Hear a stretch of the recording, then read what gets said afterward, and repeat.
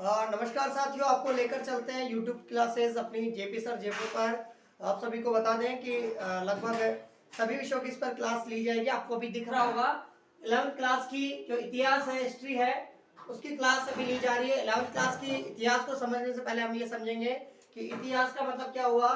तो हम पहली बात जो हमारी है इति और हास। इतिहास का मतलब पहली चीज हमारा जो पहला मतलब है हमारा यही है कि इतिहास क्या है, इतिहास की भूमिका विशेष रूप से क्या है, इतिहास को हम क्यों पढ़ते हैं। तो इतिहास का मतलब क्या हुआ, इति का मतलब हुआ ऐसा ही, और आज का मतलब है हुआ था।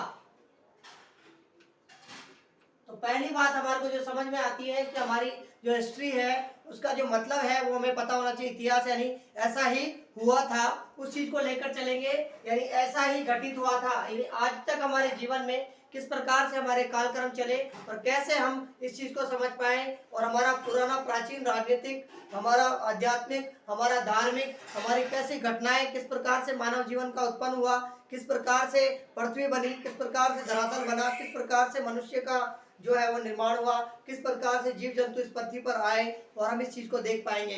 यानी हमारा जो पहला विषय, पहली जो चीज आई वो हमारी महत्वपूर्ण सबसे बड़ी चीज आई कि इतिहास का जो मतलब है हमें पता होना चाहिए। हिस्ट्री, इतिहास, जैसा हम देख पा रहे हैं कि जो 11वीं क्लास की बुक है उसमें हम देखे जाए विषय सूची के हिसाब से हम बात करें तो हमारे पास सबसे बड़ी चीज है कि जो विषय है हमारे पास, जो सब्जेक्ट है हमारा, जो इतिहास है, उस पर कुल हमारे 11 चैप्टर इसमें दिए हुए हैं। 11 चैप्टरों का हमें अध्ययन करना है। समय की शुरुआत कैसे हुई, यानी किस प्रकार से लाखों करोड़ों साल पहले जो हमारा मानव है, जो मनुष्य कैसे बना, मनुष्य का जनजीवन कैसे प्रारंभ हुआ, कैसे लाखों वर्ष, लाखों सालों पहले हमारे धरती की जो बसावट हुई वो बनी, इस चीज को हम इसमें देखेंगे। तो हमारी जो चीज आ रही लेखन और कला और शहरी जीवन, किस प्रकार से वो जीवन, हमारे जो जीवन है वो किसमें बदला, शहरी जीवन में बदला।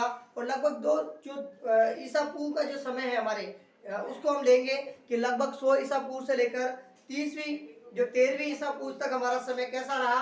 उसके बाद हम 13वीं से लेकर 7वीं ईसा पूर्व से लेंगे, और आज हम लगभग आज के कालक्रम को करते हुए 7वीं से लेकर हम इस कालक्रम को बांटेंगे 2000 ईस्वी तक हम इसको लेंगे। मतलब आपको समझ में आ रही है कि हम हमारे समय है उसको पढ़ेंगे कि प्राचीन काल से, जब से पृथ्वी की मानव की उत्पत्ति हुई तब से लेकर और आज तक का जो समय हमारा क्या है। मैं आपको बता दूं कि आधुनिकरण के रास्ते में अगर आप इतिहास को पढ़ना चाह रहे हैं, प्राचीन से वर्तमान की ओर पढ़ेंगे तो बड़ा ही धीरे धीरे आपको समझ में आएगा, अच्छे समझ में आएगा। लेकिन आप आज के समय का जो इतिहास है उसको अच्छे से पढ़ सकते हैं। आज की जो घटना है, भारत देश को कैसे आज़ादी मिली, भारत देश पर अंग्रेजों ने 200 साल तक शासन किया, उससे पहले का अंग्रेजों से पहले हमारे भारत देश में कौन लोग शासन करते थे उसको हमने अध्ययन किया। तो हम जो आज की शुरुआत से लेकर भी हम पढ़ सकते हैं। हमारा जो अंतिम चैप्टर, हमारा जो 11वां चैप्टर है आधुनिकरण, उसको पढ़ते हुए भी हम आराम से पीछे की ओर जा सकते हैं, जो हमें पढ़ने में आसानी होगी और हमारे को सहूलियत होगी, समझ में भी आएगा। क्योंकि प्राचीन चीजें हम पढ़ते हैं तो बहुत सारे नाम हमने जीवन में नहीं पढ़े, नहीं जिनके बारे में हमने अध्ययन नहीं किया, तो हम उसको समझ में नहीं पाते और हम उसको पढ़ भी नहीं पाते। तो पहली जो चीज हम चैप्टर में आपको कहना चाहूंगा कि आप 11वें पार्ट से समझने चाहें, शुरुआत से भी आप पढ़ सकते हैं।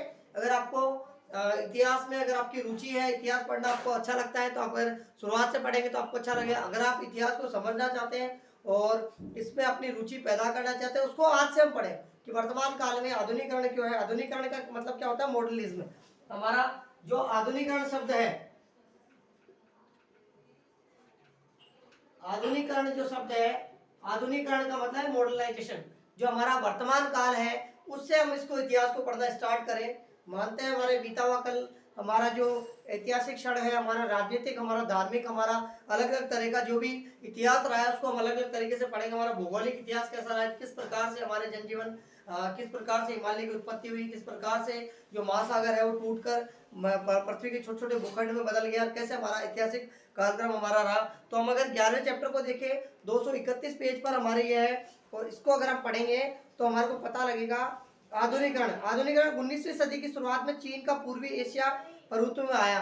देखो समझ में आ रही, लंबी परंपरा के वारिस सिंह राजवंश, यानी हम ये कहना चाह रहे हैं किस प्रकार से वर्तमान के जो इतिहास है उसको हम जान सकते हैं। उसके लिए हम अपने 11वें चैप्टर को सबसे पहले पढ़ें, तो वर्तमान के इतिहास को हमारा इतिहास में इंटरेस्ट बनाने के लिए हम ये पढ़ रहे हैं 11वां चैप्टर। इतिहास के कालक्रम को पढ़ने के लिए हमारे को वैसे ऐतिहासिक क्षणों को ध्यान में लेने के लिए हमारे को पहले चैप्टर से पढ़ना चाहिए, लेकिन इतिहास में हमारी रुचि बनाए रखने के लिए हम सबसे पहले क्या करेंगे, 11वें चैप्टर का अध्ययन करेंगे, जो हमें बड़ा भली बात ही सबसे पहले समझ में आएगा, क्योंकि 1947 में हमारा भारत देश आजाद हुआ। ऐसी बात इसमें जब आएगी तो हमें पता लगेगा कि हम इन चीजों के बारे में जानते हैं और हम पढ़ने में हमारी रुचि बनी रहेगी। सभी साथी इसमें बने रहे। जय हिंद, जय भारत, नमस्कार। आप हमारे YouTube चैनल को लाइक कर सकते हैं, सब्सक्राइब कर सकते हैं और जुड़े रहें। सभी साथियों को नए नए वीडियो हम इस पर अपलोड करते रहेंगे। धन्यवाद।